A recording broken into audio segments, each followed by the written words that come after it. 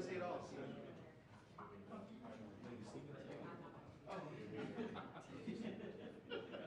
Here, let me get a better shot. I'll stand up.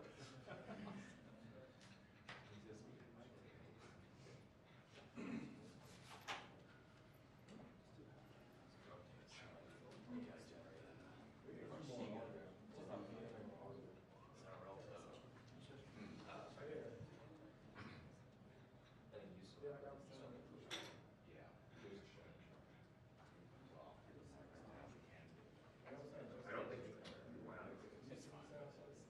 This is like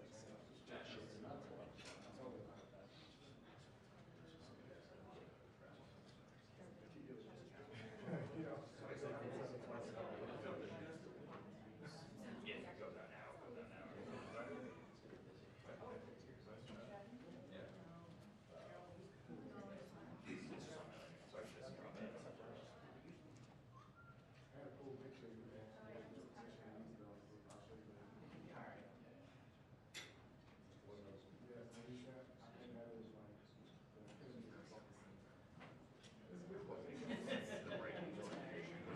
Can I take a photo?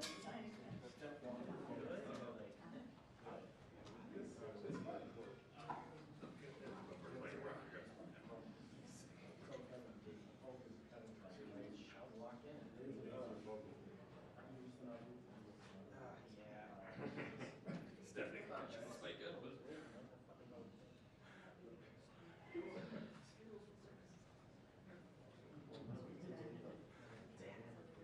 You know what's funny?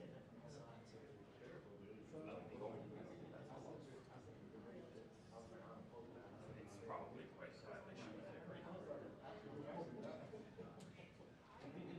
No, you didn't. That's landscape. I thought it was landscape. Yeah. They just tested a different server and then they said it out everybody else. Otherwise, oh, no. Yeah.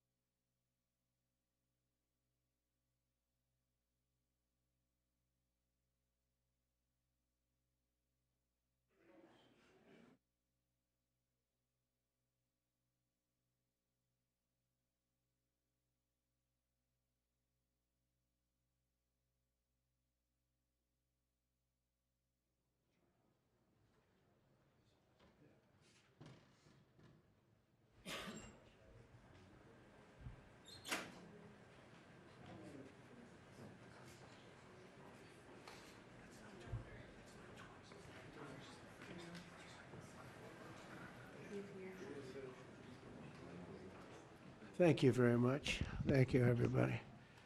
It's a big day. Should be fun. I don't know. You'll maybe find reasons why it's not, but I can't imagine because we have a lot of great things happening. It's been a very strong week and a very strong weekend. Before we begin, let me say a few words about the historic events that took place over the last few days. On Saturday, my administration helped broker a full and immediate ceasefire, I think a permanent one, between India and Pakistan, ending a dangerous conflict of two nations with lots of nuclear weapons. And they were going at it hot and heavy, and it was seemingly not going to stop. And I'm very proud to let you know that the leadership of India and Pakistan was unwavering, powerful, but unwavering in both cases, and having these, they really were, from the standpoint of having the strength and the wisdom and fortitude to fully know and to understand the gravity of the situation. And we helped a lot. And we helped also with trade. I said, come on, we're going to do a lot of trade with you guys. Let's stop it. Let's stop it. If you stop it, we're doing trade. If you don't stop it, we're not going to do any trade. People have never really used trade the way I used it. That I can tell you. And all of a sudden they said, I think we're going to stop. And they have. And they did it for a lot of reasons, but trade is a big one. We're going to do a lot of trade with Pakistan. We're going to do a lot of trade with India. We're negotiating with India right now. We're going to be soon negotiating with Pakistan. And we stopped the nuclear conflict. I think it could have been a bad nuclear war. Millions of people could have been killed. So I'm very proud of that. I also want to thank Vice President Vance and Secretary of State Rubio for their work and efforts. They worked very hard on that. We also, as you know, created a situation where the Houthis, for the first time ever, have ceased firing, and they've let it be known that they're not going to be firing at American ships anymore, not going to be firing at Americans anymore. This was a heavy barrage that lasted for approximately 50 days. And as you know, they've been in war essentially for forever. But over the last 10 years, they've been very difficult for other countries. Nobody was able to do what we did. But they stopped, and we take their word for it. Their surrogates and them directly said, we don't want to do this anymore. And so we were satisfied with that. In addition, yesterday we achieved a total reset with China after productive talks in Geneva. Both sides now agreed to reduce the tariffs imposed after April 2nd to 10% for 90 days as negotiators continue on the larger structural issues. And I want to tell you that a couple of things. First of all, that doesn't include the tariffs that are already on, that are our tariffs, and it doesn't include tariffs on cars, steel, aluminum, things such as that, or tariffs that may be imposed on pharmaceuticals, because we want to bring the pharmaceutical businesses back to the United States, and they're already starting to come back now based on tariffs because they don't want to pay 25, 50, or 100% tariffs, so they're moving them back to the United States. I spoke to Tim Cook this morning, and he's going to, I think, even up his numbers, $500 billion. He's going to be building a lot of plants in the United States for Apple, and we look forward to that. I really do look forward to that. But the talks in Geneva were very friendly. The relationship is very good. We're not looking to hurt China. China was being hurt very badly. They were closing up factories. They were having a lot of unrest. And they were very happy to be able to do something with us. And the relationship is very, very good. I'll speak to President Xi maybe at the end of the week. We have some other things we're doing. But one of the biggest things that we're doing, and I don't know if people realize this, but we made a great deal with China, a great trade deal. But it was a much bigger deal originally, and then they canceled it right in the last day. Some of you faces I remember were there when that happened. I remember you. And we had a deal where they opened up their country to trade with the United States. And they took that away at the last moment, and then I canceled the whole thing. And then 6 months later, we ended up doing a smaller deal, but it was a big deal. It was $50 billion worth of product that they were going to purchase from our farmers, et cetera. And we agreed to that. People thought it was 15 because they were doing 15. We made it 50 because I misunderstood the 15. I said, you got to get 50. Because when I asked, if you remember the story, when I asked, what are we doing with them? My Secretary of Agriculture at the time, Sonny Perdue, said, sir, it's about 15 billion and we're asking for 15. And I thought he said 50. So I said, so they came back with the deal at 15. And I said, no way, I want 50 because you said 50. They said, sir, we didn't say that. Anyway, bottom line, I said, go back and ask for 50. And they gave us 50. And they were honoring the deal. And we would call them up a lot for the corn and for the wheat and for everything. They were honoring the deal. And then when Biden got in, they no longer honored the deal. There was nobody to call. I would call on an average of once every 2 weeks to say, come on, you have to speed it up a little bit. And our farmers were doing great. I said to them, buy more land and bigger tractors, if you remember. That's what happened. But the deal was a very good deal. But the best part of the deal was that we opened up China. China agreed to open itself up to American business to go in. And it would have been a great thing, I think, for China. They would be able to see things that they haven't seen. They would be able to buy products that they have never been able to buy. Would have been great for American business. I think it would have brought unity between China, better unity between China and the United States. And the bottom line is that they canceled it the last day. We were all set to sign it, and then I went a little bit angry. I got a little angry. I said, they canceled the deal. The deal was done. It was all ready to be signed, and people went over. They came back to me, sir, they don't want to sign the opening up China. Well, the biggest thing that we're discussing is the opening up China, and they've agreed to do that, but it's going to take a while to paper it. You know, that's not the easiest thing to paper.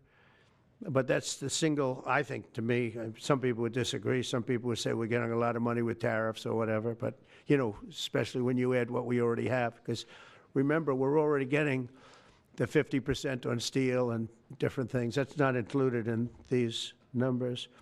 So you can add that. But the biggest thing to me is the opening up. I think it would be fantastic for our businesses if we could go in and compete with China. It would be a lot of jobs for China. It would be, I think, at a time when they can frankly use the jobs. And that's what we're talking about. So that's a very, very important element to add. So when Scott, I watched him speak the other day, and I think he didn't want to say it, but I said, it's okay to say it. Look, if we don't get it, we don't get it. But if we don't get it, it won't be a positive thing. But if we do get it, I think it's maybe the most important thing to happen. Because if you think about it, we opened up our country to China. They have very few restrictions. And they didn't open their country to us. Never made sense to me. It's not fair. And they've agreed to open China, fully open China. And I think it's going to be fantastic for China. I think it's going to be fantastic for us. And I think it's going to be great for unification and peace. China will also suspend and remove all of its non-monetary barriers. They've agreed to do that. Well, they're very numerous. But again, to me, the biggest thing that came out of that meeting is they've agreed. Now, we have to get it papered, but they've agreed to open up China. It's going to be great for everybody. And third, I'm very happy to announce that Idan Alexander, an American citizen who until recently most thought was no longer living, thought was dead, is going to be released in about 2 hours, actually. And he's going to be released before the eyes of Steve Witkoff, who has done a fantastic job. I know a lot of people, they have a lot of talent. I know Steve had a lot of talent. But I know a lot of people with a lot of talent, but there's one that I thought had a special way about him, special personality, aside from being a good deal maker, had a special way about him, and it was Steve. Knew very little about the subject matter, who does, but he learned it in about 2 hours. and he's been fantastic. So I want to just thank Steve. But they're going to be releasing Edon in about 2 hours from now, or sometime today, let's say. And again, they thought he was dead just a short while ago. His parents are so happy. They're so happy. So it's, as you know, Edon's the only American citizen who's captured and held hostage by Hamas since October 7th, 2023. And he's coming home to his parents, which is really great news. I mean, to me, it's big news. They thought he was dead. So that's that. So we'll be heading there, and we'll be seeing 3 primary countries. You know all about that: Saudi Arabia, UAE, Qatar. On Thursday's meeting with Russia and Ukraine is very important. I was very insistent that that meeting take place. I think good things can come out of that meeting. Stop the bloodshed of the horrible. It's a bloodbath. But that 5,000 more, it's really much more, I'm trying to be conservative, more than 5,000 soldiers. Russian, they're not American soldiers. They're from Russia, they're from Ukraine, but they're people. They're human souls, and they're being killed at levels that we haven't seen since the Second World War. And it's every week. A lot of drone fighting. It's a whole new form of warfare, and it's violent and vicious. And so that's it. I'd like to go back to China just for a second. They're very heavy on the fentanyl. We're charging them, as you know, 20% for the fact that they send fentanyl into our country. And they've agreed that they're going to stop that. And, you know, they'll be rewarded by not having to pay, you know, hundreds of billions of dollars in tariffs. So the fentanyl should stop. It comes from China. It's amazing. And comes through our southern border, comes through our northern border too, comes through Canada, and comes through our southern border, much more through the southern border. But so that's a very important subject to me, because everybody in this room has lost friends or people that have family members that have died of fentanyl. So there's a big incentive for China to stop, and I take them at their word. They're going to work on that, I think, very hard. And one thing, when they work on something, they get it done. So now I'm about to depart on a historic visit. Some of you are going with us to, as I said, Saudi Arabia, Qatar, and United Arab Emirates. Before I do, I'll sign one of the most consequential executive orders in our country's history. I don't think there's ever been anything signed like this, certainly not with respect to health care, nothing even close. I'm delighted to be joined on this occasion by Secretary of Health and Human Services, Robert F. Kennedy Jr., who is doing a really good job, I have to tell you that. CMS Administrator, a friend of mine, Dr. Mehmet Oz, who is an amazing guy. You know, I was telling Bobby before, Oz had a very successful show, but it hurt his reputation. Because when you're in show business, it hurts your reputation a little bit. It's good for you, but in terms of professionalism and being a doctor, it sort of hurts your reputation. This guy went to the best schools, was the best, I mean, top of the line. Then he did a television show, became a success, made a lot of money, all that stuff, but it sort of hurt him. And you know who I compare that to? I hate to say this, but a special woman, Jeanine Pirro. She was the toughest, smartest DA, maybe in our countries, in our cities and states, history, New York.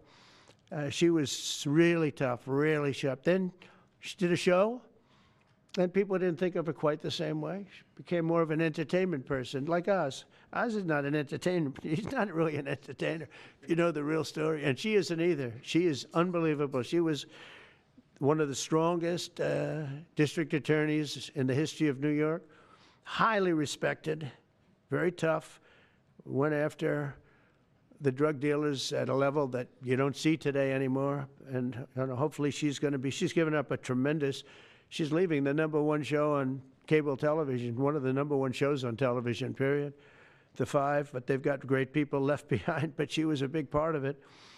And so I equated to that. Jeanine Pirro is unbelievable. FDA Commissioner Dr. Marty McCary, with a reputation that's second to none, and the job he's doing already has been fantastic. Thank you, Marty. And Director of the National Institute of Health, Jay Bhattacharya, who has been, as you know, from Stanford, so highly regarded, and have all been working with us very hard on this. And the question they would ask, being a little bit new to the government aspect of it, is why doesn't somebody fight the drug price situation, meaning equalization? There's a term, it's called equalization. Nobody wants to mention that term. And I'm not knocking the drug companies. I'm really more knocking the countries than the drug companies, because they're forced to do things. But the drug lobby is the strongest lobby in this country, they say, the drug lobby. It's between that and lawyers. And they have a lot of power.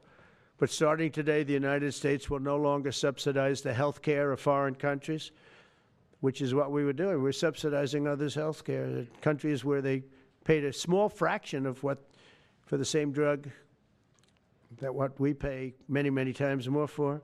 And we'll no longer tolerate profiteering and price gouging from Big Pharma. But again, it was really the countries that forced Big Pharma to do things that, frankly, I'm not sure they really felt comfortable doing. But they've gotten away with it, these countries. European Union has been brutal. And the drug companies actually told me stories. It was just brutal how they forced them. And European Union suing all our companies, Apple, Google, Meta. They're suing all of our companies. They end up, they have judges that are European Union-centric, and they get rewarded $15 billion, $17 billion, $20 billion, and they use that to run their operation. Not going to happen any longer, that I can tell you. So what's been happening is we've been subsidizing other countries throughout the world, not just in Europe, throughout the world. European Union was the most difficult, from what I understand. I mean, I'll tell you a story. A friend of mine who's a businessman, very, very, very top guy. Most of you would have heard of him. A highly neurotic, brilliant businessman, seriously overweight, and he takes the fat shot drug. And he called me up, and he said, President, he calls me, he used to call me Donald, now he calls me President, so that's nice respect. But he's a rough guy, smart guy, very successful, very rich. I wouldn't even know how we would know this, but because he's got comments. President, could I ask you a question? What? I'm in London, and I just paid for this damn fat drug I take. I said, it's not working. He said, I just paid $88. And in New York, I pay $1,300. What the hell is going on? He said, so I checked, and it's the same box, made in the same plant, by the same company. It's the identical pill that I buy in New York. And here I'm paying $88 in London. In New York, I'm paying $1,300. Now, this is a great businessman, but he's not familiar with this crazy situation that we have. But he was stunned. But it was just one of those stories. And I brought it up with the drug companies, represented by somebody who's very, very smart, good person too. And we argued about it for about half hour. And then finally he just said, because they can't justify it, he just said, look, you got me. You got me. I can no longer they've been justifying this crap for years. They said, oh, it's research and development. Well, I said, well, research and development, other countries should pay research and development too. It's for their benefit. It was just one of those things. And the other countries would set a price, and they'd meet the price, and they'd say, if you don't meet the price, you can't sell it in our country. I said, well, then you walk away, and, they'll call you back, and they'll sell it in the country. But now they'll have to do that. So for the first time in many years, we'll slash the cost of prescription drugs, and we will bring fairness to America. Drug prices will come down by much more, really, if you think 59. If you think of a drug that is sometimes 10 times more expensive, it's much more than the 59%. It depends on the way you want to analyze it, but in one way you could analyze it that way. But between 59 and 80, and I guess even 90%.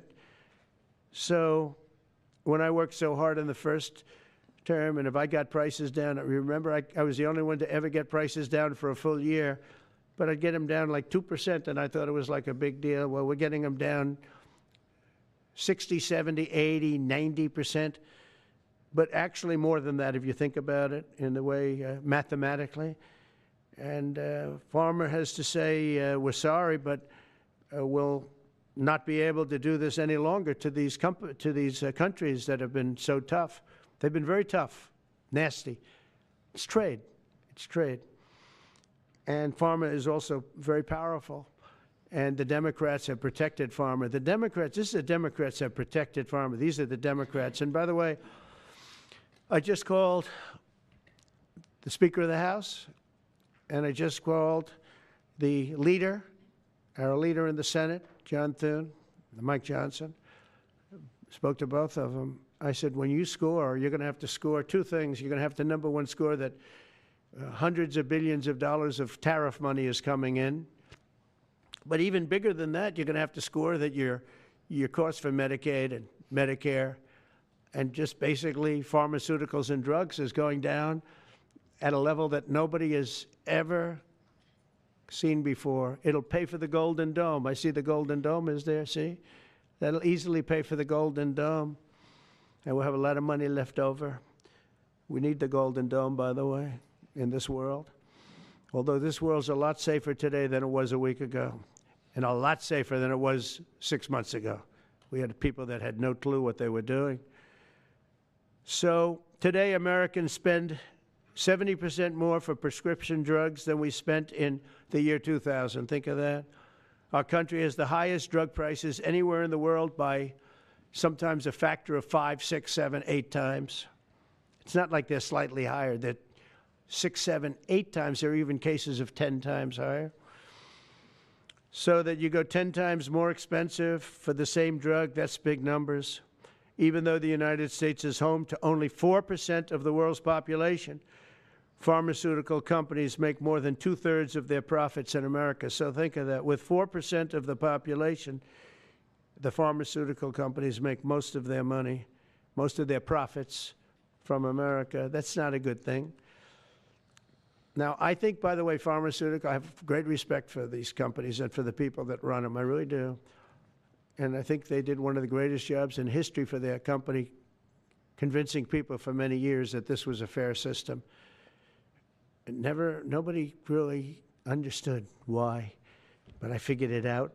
For years, pharmaceutical and drug companies have said that research and development costs were what they are, and for no reason whatsoever. They had to be borne by America alone. Not anymore, they don't.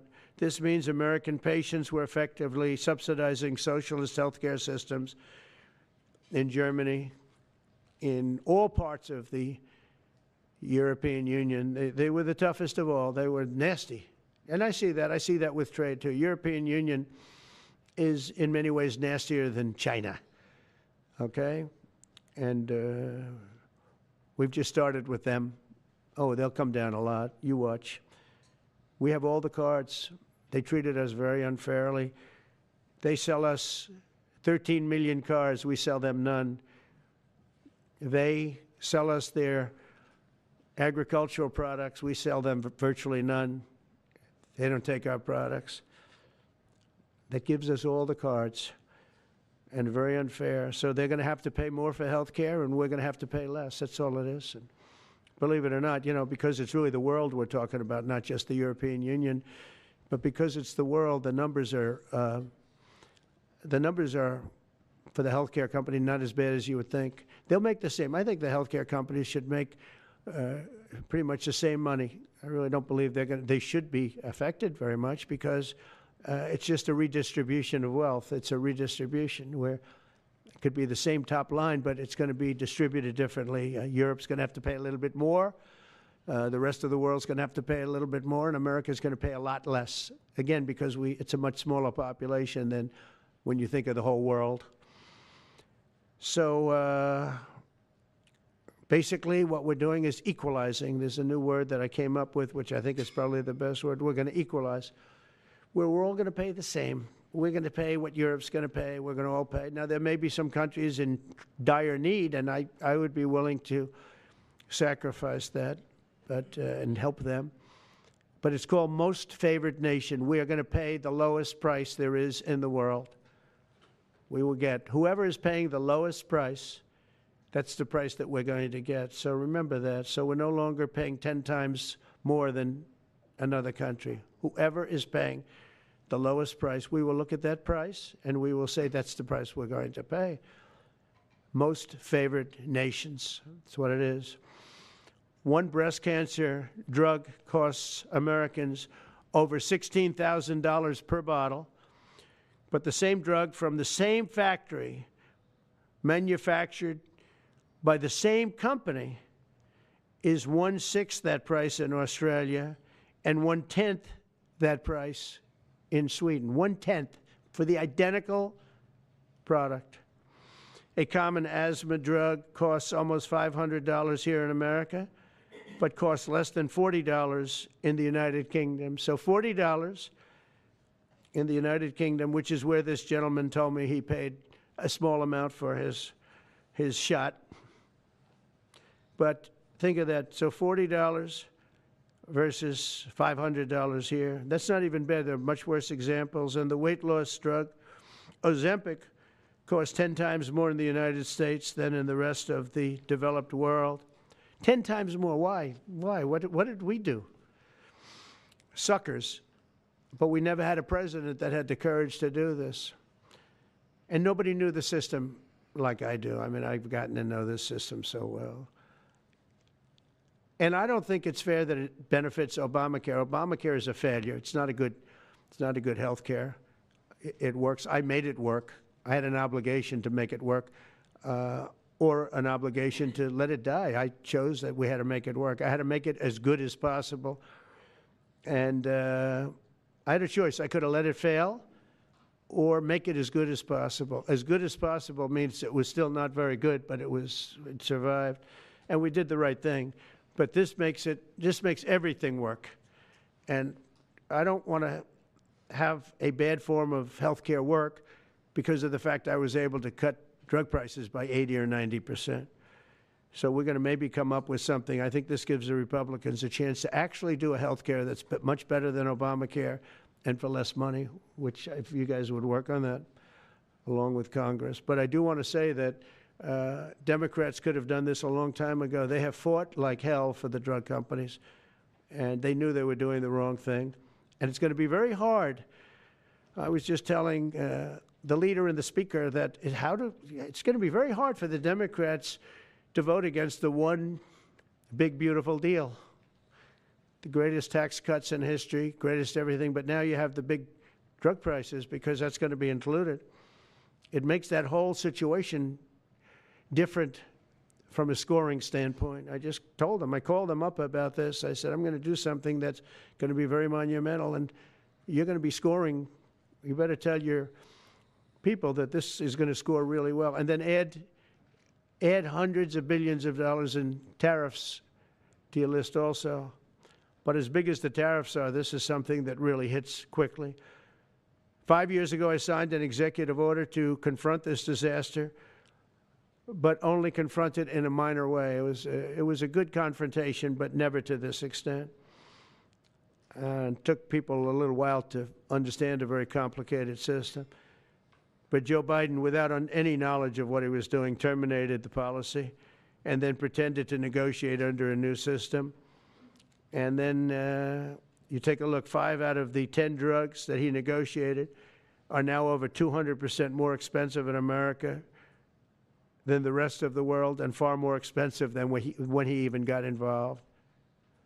Much more expensive than when he got involved. Joe Biden's plan was as you know, because you wrote about it, you don't say it very loudly, but it was a very big failure, as was his whole presidency. First, I'm directing the U.S. Trade Representatives and Department of Commerce to begin investigations into foreign nations that extort drug companies by blocking their products unless they accept bottom line and very low dollar amounts for their product, unfairly shifting the cost burden onto American patients. And we'll be taking a look at that very strongly. The biggest thing we're going to do is we're going to tell those countries, like those represented by the European Union, that, that game is up, sorry. And if they want to get cute, then they don't have to sell cars into the United States anymore. It's a very big subject. And they won't get cute, because I'll defend the drug companies from that standpoint. They were given a price by the European unions and other countries. This is what you do. This is what we're going to pay. We're not going to pay any more. Let America pay the difference, because there was a big shortfall. Let America pay it.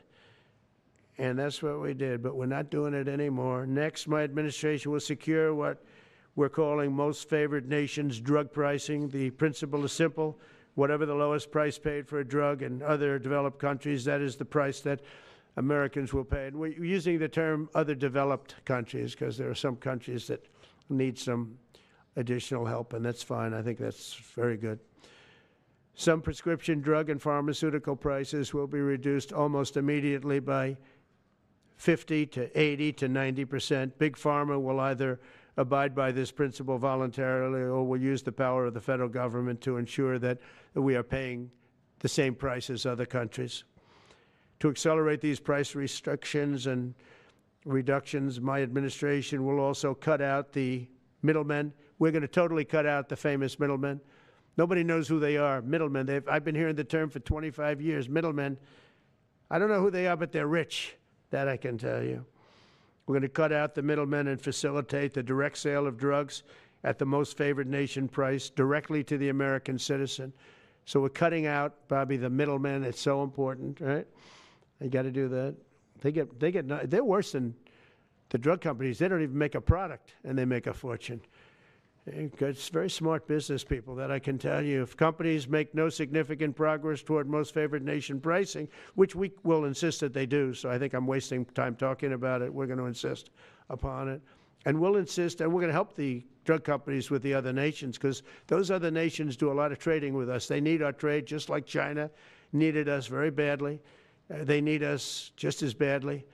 We will do whatever we have to with trade, just like we did some great things with trade with India and Pakistan.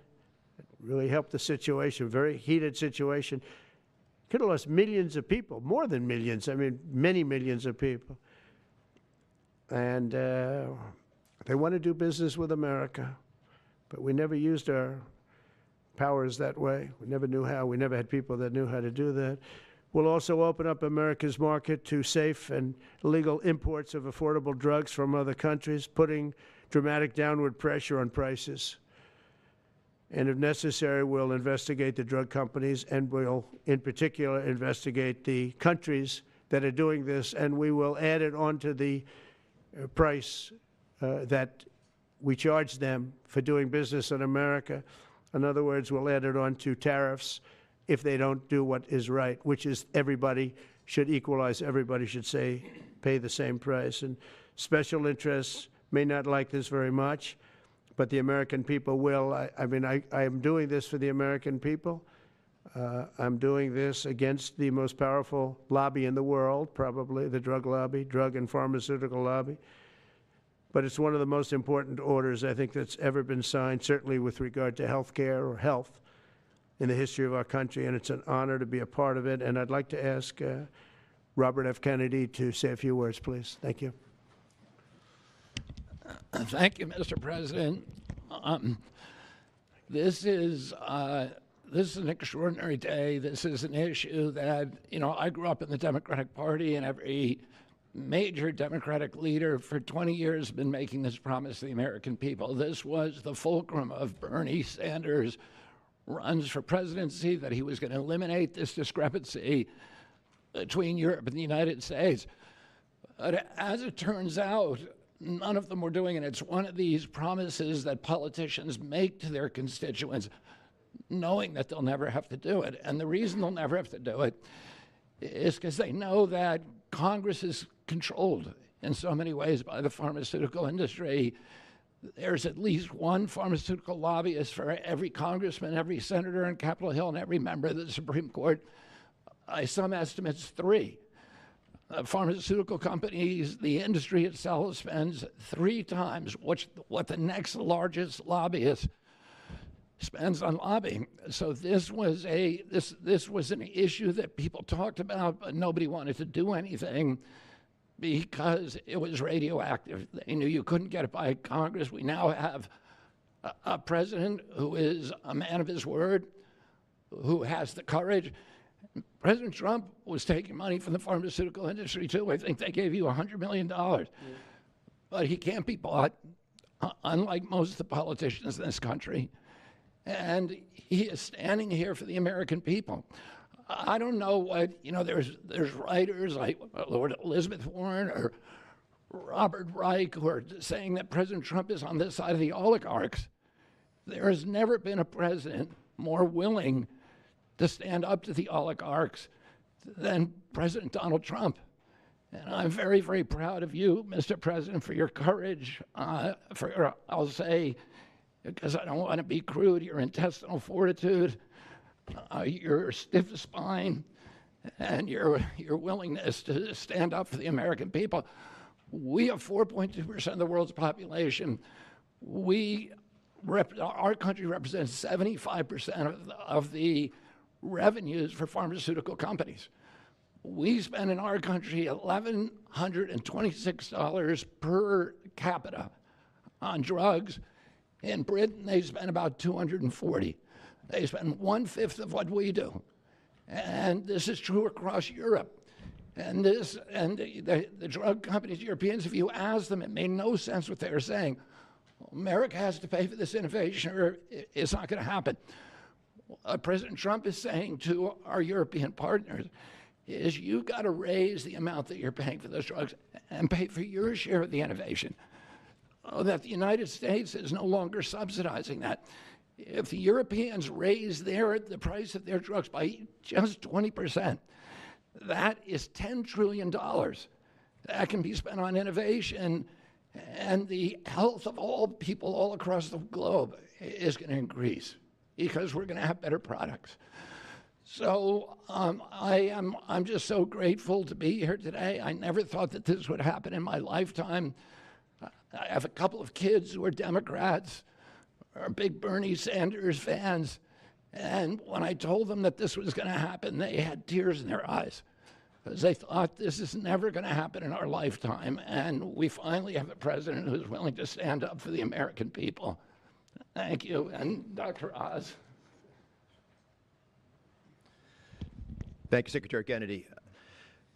This is the most powerful executive order on pharmacy pricing and healthcare ever in the history of our nation.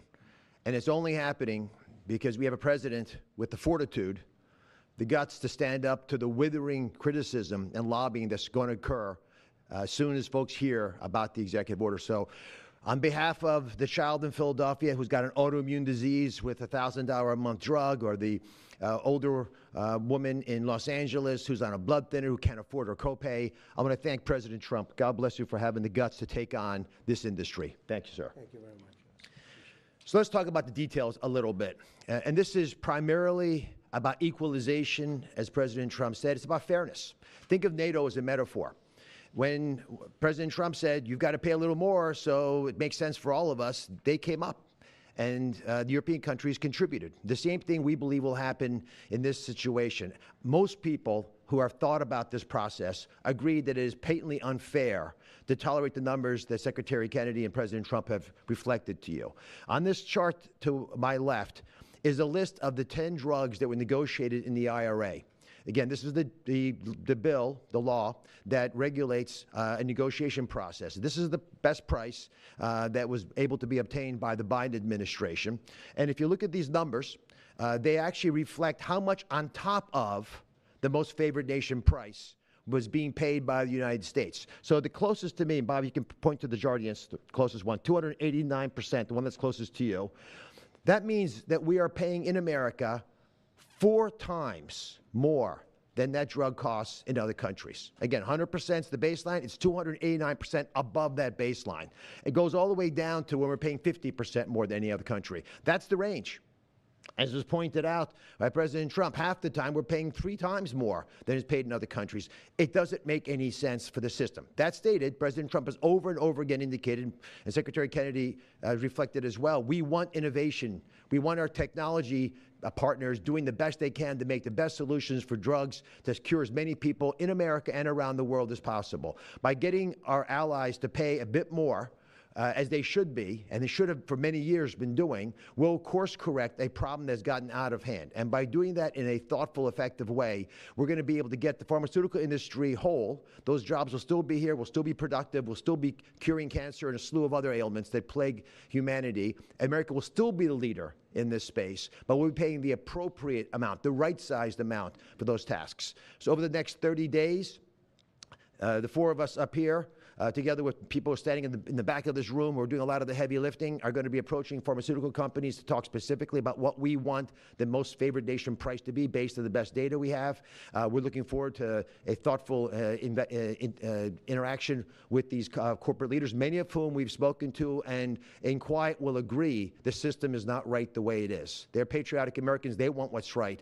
But the fact that in my lifetime, as Secretary Kennedy said, for the first time, we have a thoughtful and aggressive approach thanks to President Trump, on taking on the special interests, should give all Americans confidence that this is an administration that stands for fairness, and it should chill the waters for those who believe they can push us away from our North Star, which is to take care of the American people. Mr. President, God bless you. Thank you very much. Thank you. Jay, you want to go next? Sure. Yep. So I teach economics at Stanford as well as health policy. And one thing that's really, really simple in economics is that when you have a persistent price difference for the same product between 2 countries, there's something deeply wrong. And what President Trump has done is a historic measure that should have been done a long time ago. What we're going to do is make sure that those prices become much closer to equal, like a competitive market you'd expect. Right now what's happening is the American people are subsidizing in large fraction the research and development efforts for drug companies around the world by the higher prices that we pay. With this new order, Europe will share the burden of that. And in fact, if you may think of it as like as somehow it's going after drug companies, actually it's helping drug companies. Because what we're also going to do with this order, what President Trump has done with this order, is he's said to European governments, look, if you are taking advantage of the drug companies by forcing them to charge very, very low prices, we're going to defend American drug companies in Europe. At the same time, we're standing up for the American consumer who's been paying far too high prices for far too long. I can go back decades to point to congressional reports after government report after government report of tremendously high drug prices, much higher than the rest of the world, and nothing has been done about it until this moment. And I'm really, really proud, President Trump, that you've done this. I'm really proud to be included in this and looking forward to the work ahead. Thank you, Jay. Great. Thank you, Mr. President. On behalf of the many doctors I've talked to about this very issue, thank you for taking the bull by the horns. Presidents on both sides of the aisle have talked about this and floated it and said they've wanted to do it, so you've had the courage to do it. Thank you. I've been a surgical oncologist at Johns Hopkins for 22 years, and I have seen patients suffer. We didn't take an oath to heal patients and then watch their life get ruined financially with their home, mortgage, retirement, going down the drain with GoFundMe campaigns, raising money from church communities and synagogues and friends they haven't seen in 20 years to try to raise money for what? For a system where Americans have been getting ripped off by 10, 12, 15 times higher prices than we see in other countries. The fundamental problem in healthcare is that we've had non-competitive markets.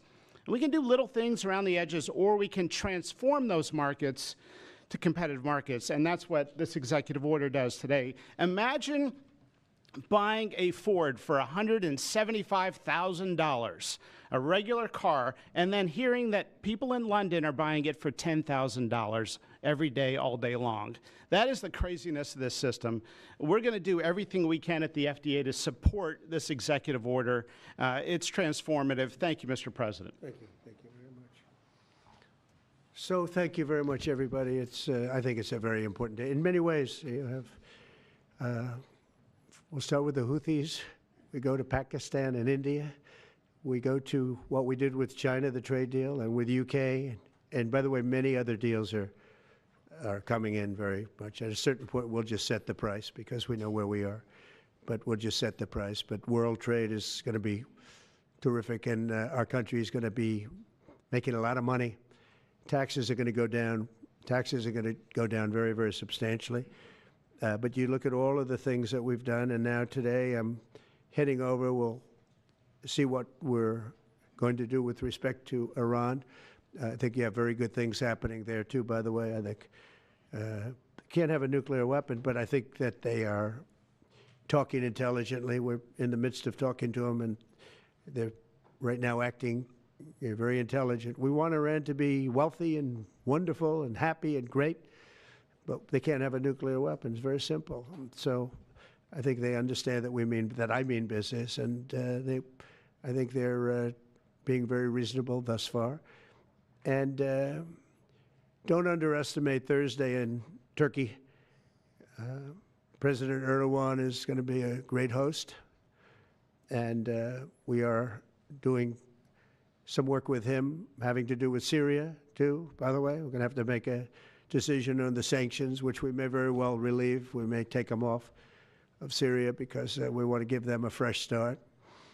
But President Erdogan's asked me about that. Many people have asked me about that because the way we have them sanctioned, it doesn't really give them much of a start. So we want to see if we can help them out. So we'll make that determination. But I think you're going to have maybe a good meeting. You have the potential for a good meeting, that a meeting wasn't going to take place. I insisted that that meeting take place. And it is taking place. And I think you may have a good result out of the Thursday meeting in Turkey between Russia and Ukraine. And I believe the two leaders were going to be there. I was thinking about flying over. I don't know where I'm going to be on Thursday. I've got so many meetings. But I was thinking about actually flying over there. There's a possibility of it, I guess, if I think things can happen. But we got to get it done. We got to save 5,000 lives a week. 5,000 lives is really more than that. It's worse than that. And when you see and you don't want to see it, but when you see the satellite photographs of the battlefield with arms and legs and heads all over the place, separated by 30 yards from bodies, doesn't make sense. Doesn't make sense. So we're working very hard to see if we can end that bloodbath. Okay, there shouldn't be too many questions. It's been covered pretty well. Mr. President, thank you for taking questions. Two quick ones for you, starting on trade. If a longer-term deal is not reached with China at the end of these 90 days, can the American people expect those tariffs to go back up to 145%? No, but they would go up substantially higher. You know, at 145, you're really decoupling because nobody's going to buy. But they can go, they got very high because of additional tariffs I applied during the course because of fentanyl and other things. But no, but they'd go substantially higher. And then on Qatar, Mr. President, I think you will have a deal, however. Okay, you're confident that there will be a deal. On Qatar, has Qatar asked for anything in exchange for that $400 million luxury jumbo jet? And how can the American people be so sure that they will not in the future? Well, I think what happens with the plane is that, you know, we're very disappointed that it's taking Boeing so long to build a new Air Force One. You know, we have an Air Force One that's 40 years old. And if you take a look at that compared to the new plane of the equivalent, you know, stature at the time, it's not even the same ballgame. You look at some of the Arab countries and the planes they have parked alongside of the United States of America plane. It's like from a different planet. And it's close to 40 years old, might be more than 40 years old now. And we, when I first came in, I signed an order to get it built. I took it over from the Obama administration. They had originally agreed. I got the price down much lower. And then when the election didn't exactly work out the way that it should have, a lot of work was not done on the plane because a lot of people didn't know. They made change orders that were so stupid, so ridiculous. And it ended up being a total mess, a real mess. And when I came back, I said, by the way, what's going on with the Boeings that are coming in? Well, sir, they're way behind. And they are. They're way behind. They were way behind. Another mess that I inherited from Biden. And it's going to be a while before we get them.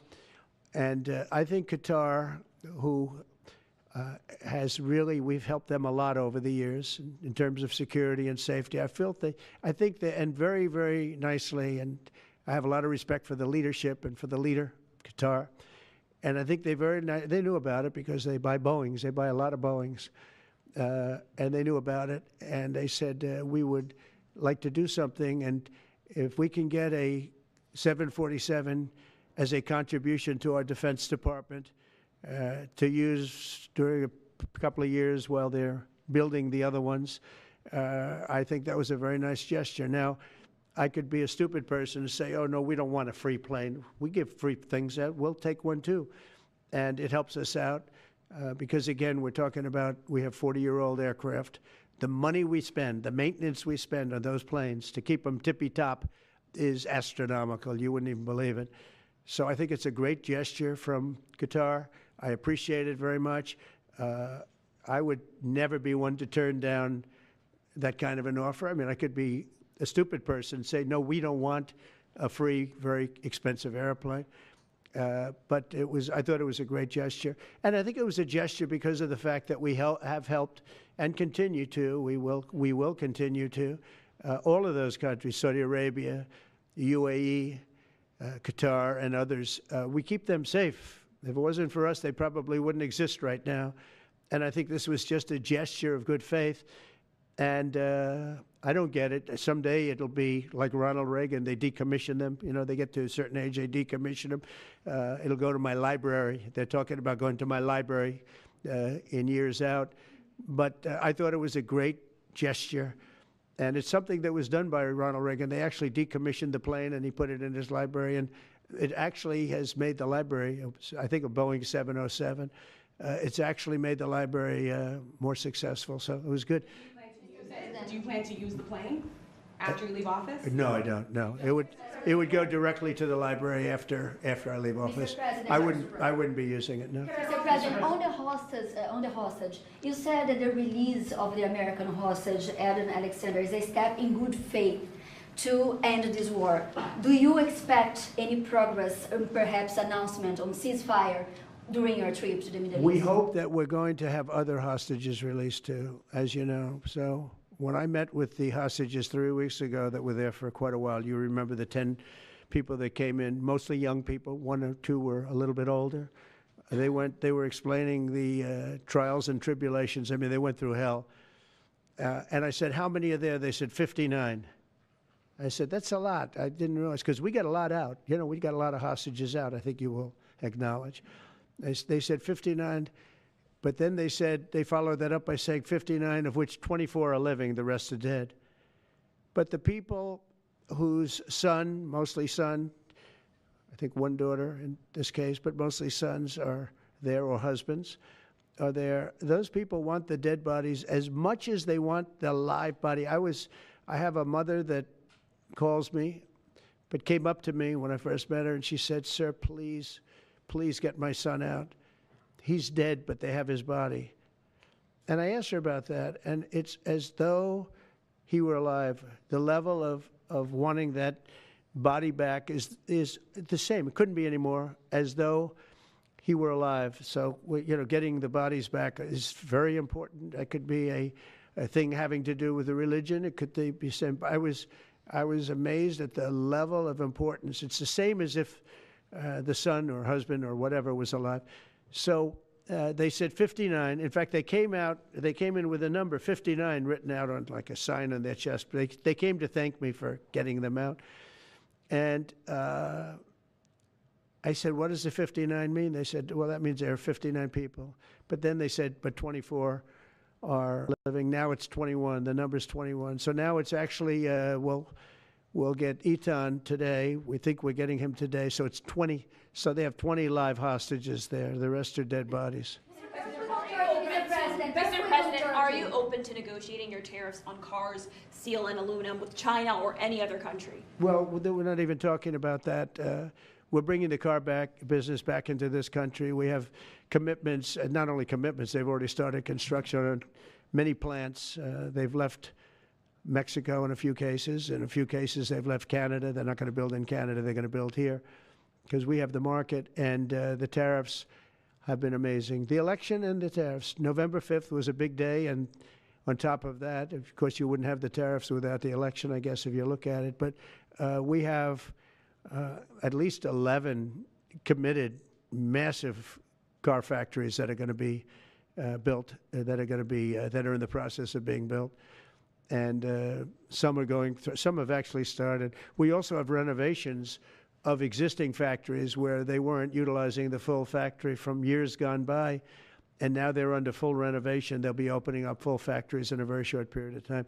Our car industry is, I think we're going to have the #1 industry. You know, if you look at Japan and these others, they do tremendously with cars, and they can do that too. But you know, if they want to sell cars in the United States, they're going to have to build factories in the United States, because I'm interested in cars for the United States. Now, one other thing is, in our tax bill, we're giving not only no tax on tips, no tax on Social Security, no tax on overtime, but also we're going to get a deduction for people that borrow money to buy a car if it's made in America.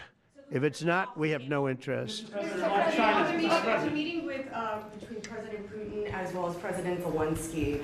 If President Putin doesn't show up to these talks in person in Turkey, will you join Europe in putting higher sanctions on Russia? If I felt it would be important toward getting the deal done, I'm the one that insisted on the meeting. They couldn't get a meeting because one said ceasefire, one said no ceasefire. It was going back and forth. I said, look, at this point, we got to stop it. Just go to the meeting. The meeting's been set. Go to the meeting on Thursday. And if I thought it would be helpful, I don't know where I'm going to be at that particular point. I'll be someplace in the Middle East, but I would fly there if I thought it would be helpful.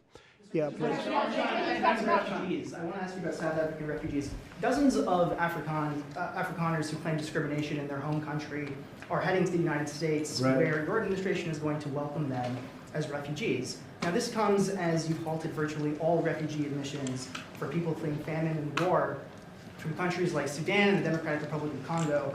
Why are you creating an expedited path into the country for Afrikaners but not others? Because they're being killed, and we don't want to see people be killed. Now, South Africa leadership is coming to see me, I understand, sometime next week. And, you know, we're supposed to have I guess a G20 meeting there or something, but we're having a G20 meeting. I don't know how we can go unless that situation's taken care of, but it's a genocide that's taking place that you people don't want to write about, but it's a terrible thing that's taking place, and farmers are being killed.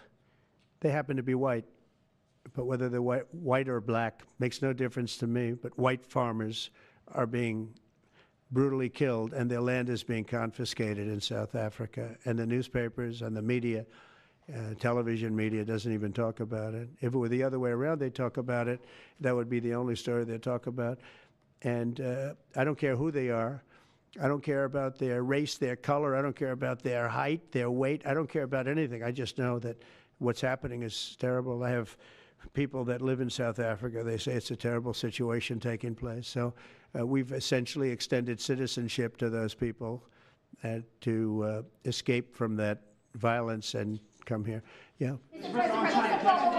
Please. Mr. President, thank you. Are you letting China off the hook for these 90 days, and do you really believe that they will follow through with non-tariff barriers and remove those? Non-monetary tariffs, yeah. Yeah, I think they're going to follow through. I think they want it very badly. I think they want the deal very badly.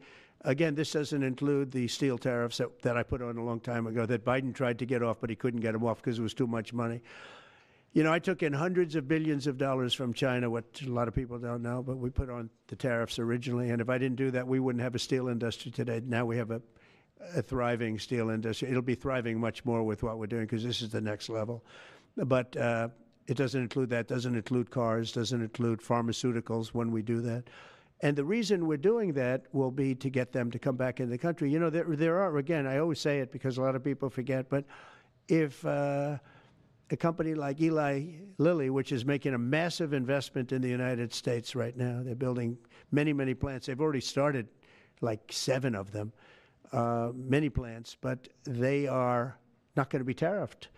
There's no tariff cost. So they're all doing that. They're all coming back to the United States. I mean, I'll tell you what, I hope I get the benefit of watching this because, as president, because, you know, it takes a little while to do this stuff.